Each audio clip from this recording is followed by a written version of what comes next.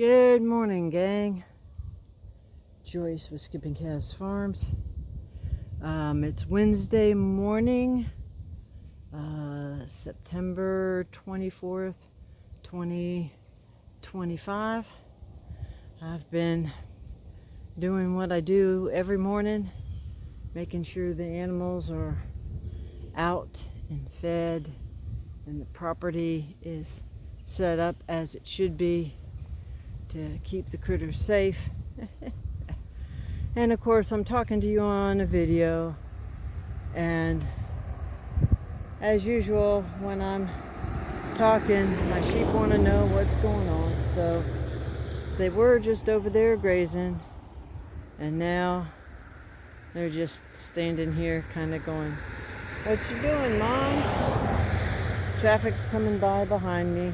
This can be a fairly busy road. I did not realize that when I first purchased it.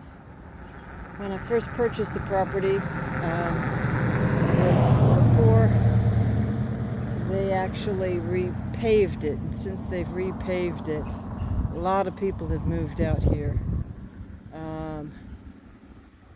This whole section, as far as that big pole or that roof all the way down, all of this was about 100 acres. I think it was 89 acres. This whole ridge system here to just north, about where that other pole is, maybe a little bit further down, was a hunting lease. Some guy, I think in Alabama, owned it. Well, he sold it. They came through. They quote unquote selectively logged it and then sold it off to mostly 5-acre plots. I have got some of the best neighbors in the world. If you gotta have neighbors, I've got some great neighbors. But the folks that sold it off built this driveway.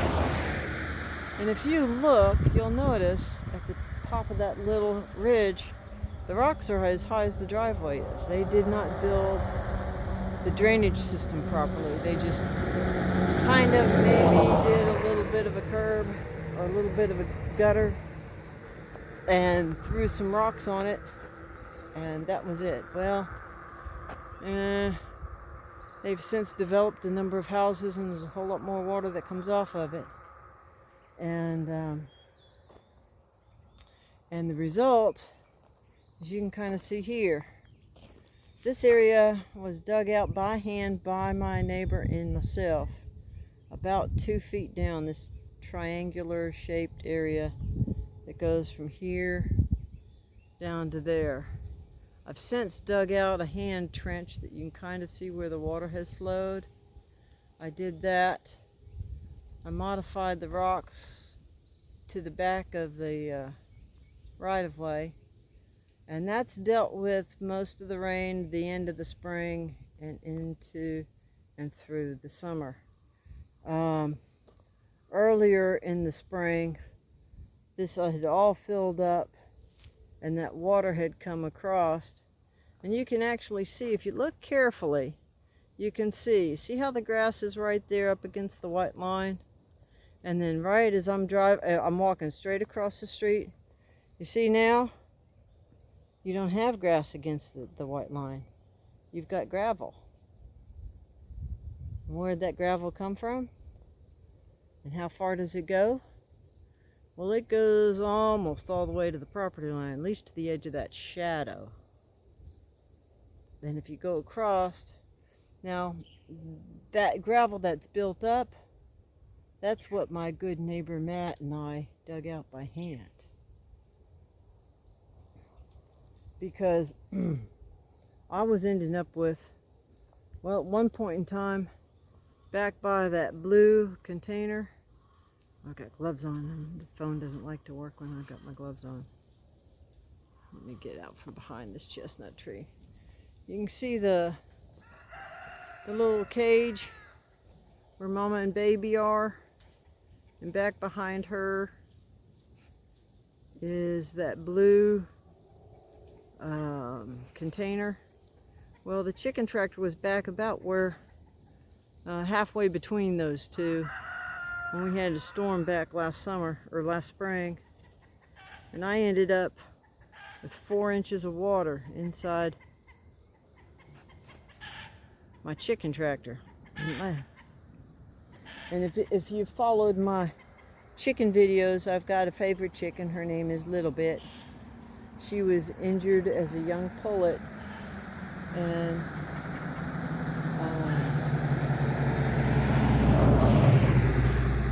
I think there were 2 roosters and they were arguing over her, and they both jumped on her at the same time, and I think they probably broke her hip.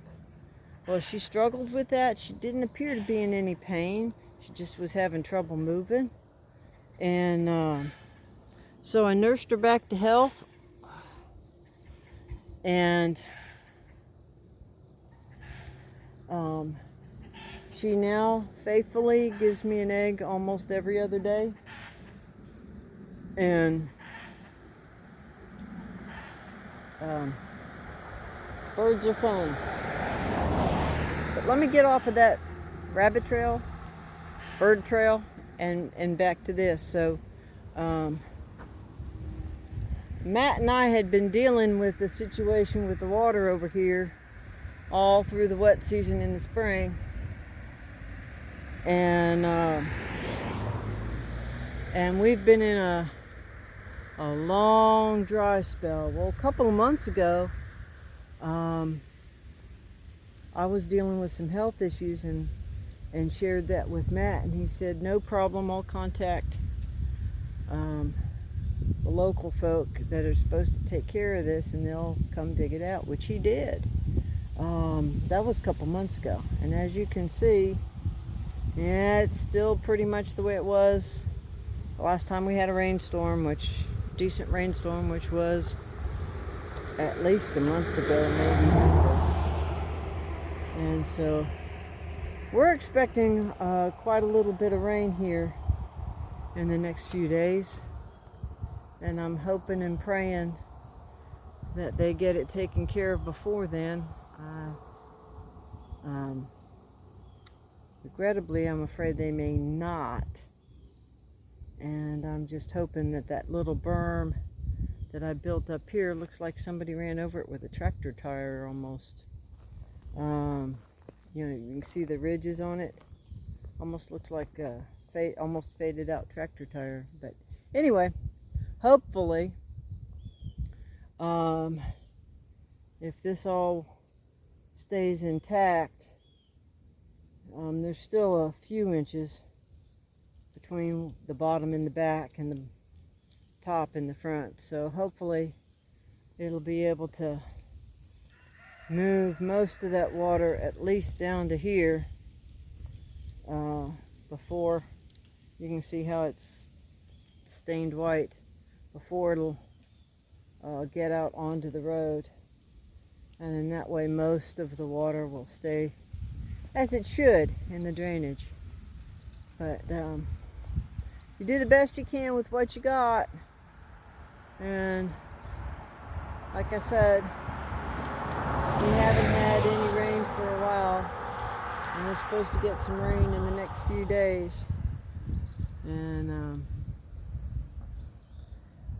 that could be not a lot of fun if that doesn't get taken, you know, that's not good enough to handle the next storm. We could end up with a mess. But all I can do is what I can do, right? So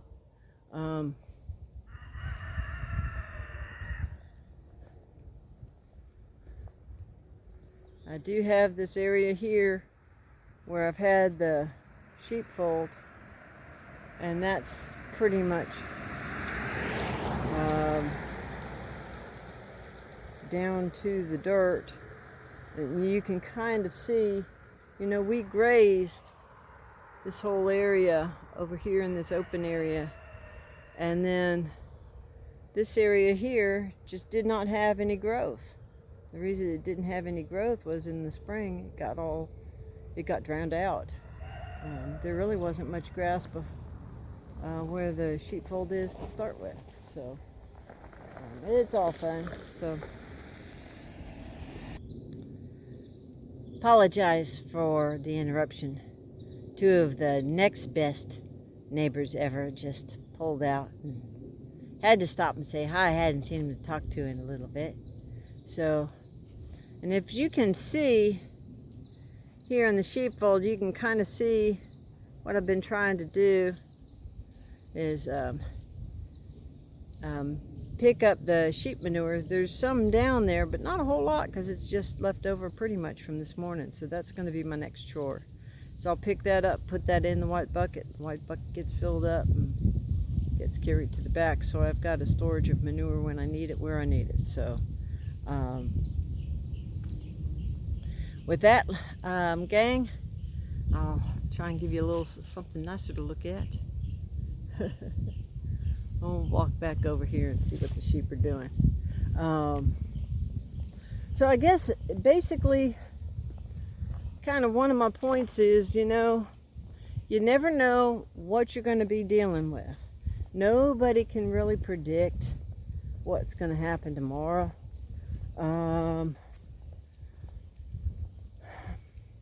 I like the way Ian Mitchell Ennis puts it. He goes, when you're dealing with farming, when you're dealing with ranching, when you're dealing with nature, you're dealing with chaos because everything is changing. Everything is changing all the time, and anytime one thing changes, it impacts how something else is going to change. And so it's like spinning plates, you know? You've got all these things going on, and it's a matter of you can't come up with a system that's going to deal with the chaos. And anybody who tries to convince you that they've got a system that's going to work for you, whether it's built on multi-paddock grazing, mob grazing, total grazing, whatever, it's going to work for a while and it'll improve things for a while. But then it's either going to start to degrade or it's going to start to plateau. Because nature is different in every place. So in every place you have to fine tune and tweak. And you have to deal with what you have to deal with today. And probably the single most limiting factor for any small place, the single most limiting factor is not money. The single most limiting factor is time. You've got to major in the majors. You've got to deal with what has to be dealt with today. You've got to deal with what needs to be dealt with today. And you've got to make that only consume a percentage of your day, so you've got time to work on planning and going forward.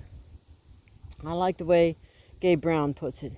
He said, if you haven't had at least 2 experiments or 2 things you tried that failed this past year, you're not doing enough. I don't know if that's an exact quote, but you got the gist. You have to always be pushing the envelope. You have to always be trying something new. Why?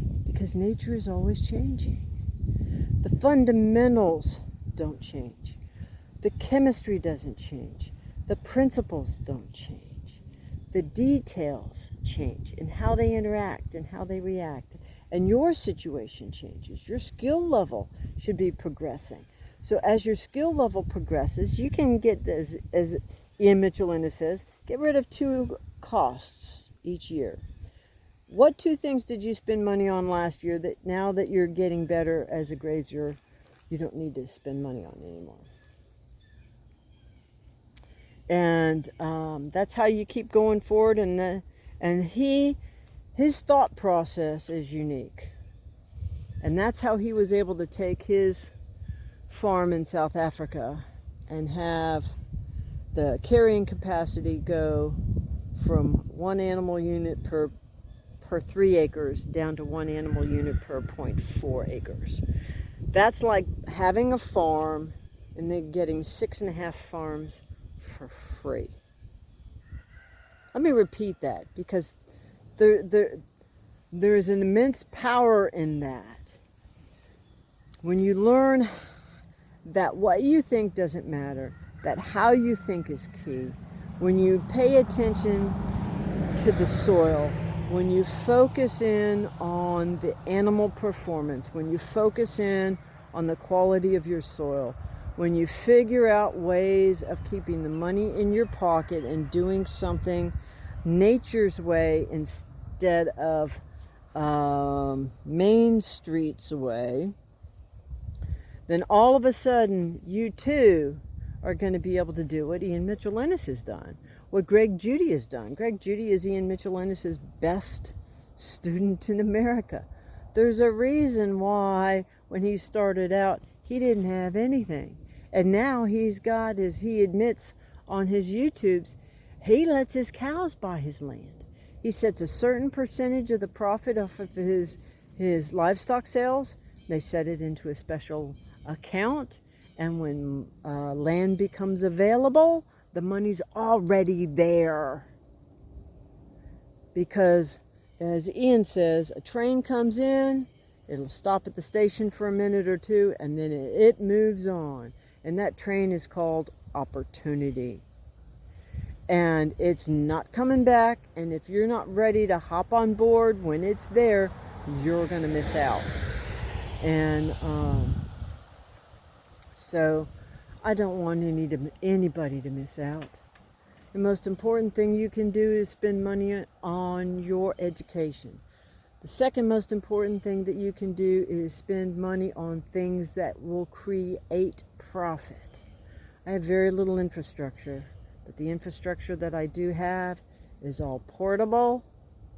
It's all involving my livestock and or my beehives or the other plants and gardens that I've got going.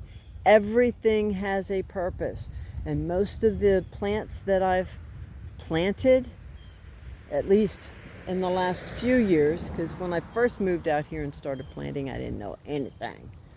But especially since going to grazing school, I've learned not only about grazing, I've learned how to think. And I've learned how to think like nature. I've learned how to observe nature. I was watching Daughter yesterday as she was leaving the sheepfold to come out here to the paddock. You know what she was doing? She was reaching down and grabbing leaves and eating fallen leaves. Why was she doing that? Well, the ground's real dry. There's even though when it gets dry, there's more mineralization in the grass, more nutrient density in the grass than there was. Evidently, there's something those trees have access to that the grass doesn't, and so she was eating leaves to get it. Now, they have access to a mineral. It's not cafeteria style, but it is a good composite mineral, so there was something she was looking for. Maybe it was some tannic acid or the tannins from walnut leaf. It didn't look like it was walnut leaf that she was picking up, but those are what? Those are nature's dewormers, natural dewormers, the tannins. So you just never know. Just kind of keep your eye on things and keep them in the back of your mind. If you can't keep them in the back of your mind, Greg Judy carries a little notebook and a pen in his pocket with him all day, every day. And he jots down when he sees repairs that need to be done, he jots it down. I do the same thing, but I do it on my cell phone. And there's advantages to that. There are disadvantages to that. And what you need to do is you need to set up your place that reflects your goals and your strengths and weaknesses and what you need to do.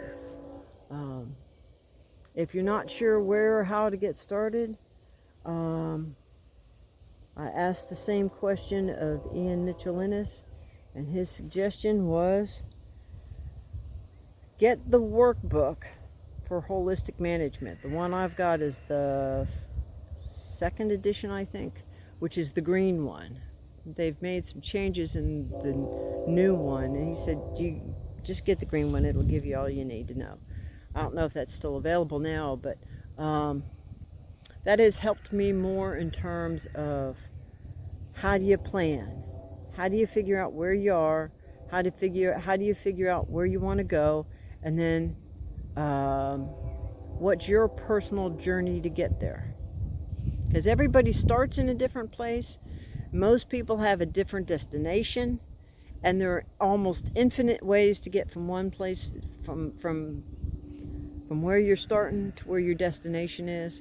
And the choices that you make are what is going to determine exactly how you get there. I've had a number of spits and starts and detours and turnarounds, but I'm still further down the road than when I started. And I'm getting down the road faster than I started. So it's all good. It's all good. And I'll get off of that rabbit trail. And I've rambled on long enough, and I've got to get back to work. So I will wish you, gang, blessings for the day, and whatever you do, just keep chasing your dream.